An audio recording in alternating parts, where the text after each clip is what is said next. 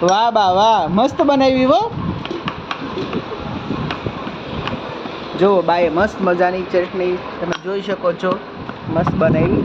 હવે બોલો શું કહેતા હતા બા, તમે શું કરતા? આવી રીતે ચટણી ખાંડીને રોટલા ઉપર નાખીને ખાઈએ.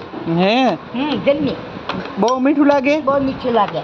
વાહ, જો બા લસણની ચટણી અને રોટલા ઉપર નાખી અને મસ્ત છાશ ને લસણની ચટણી ને રોટલો, મજા આવે ખાવાની. અને અમારા બીજા બાજુ મસ્ત મજાનો આ ચૂલા ઉપર ખીચડી મૂકી દીધી છે. તમને ખબર છે ચૂલાની ખીચડી બહુ જ મીઠી લાગે. તો મસ્ત મજાની અમારા બા જો ખીચડી મસ્ત મજાની બનાવી દીધી છે. જો એકદમ મસ્ત ગ્રેવી અને મેંદા જેવી ચટણી તૈયાર કરી દીધી છે બાએ મસ્ત. વાહ બા વાહ, આજે તો ખાવાની મોજ આવશે હો.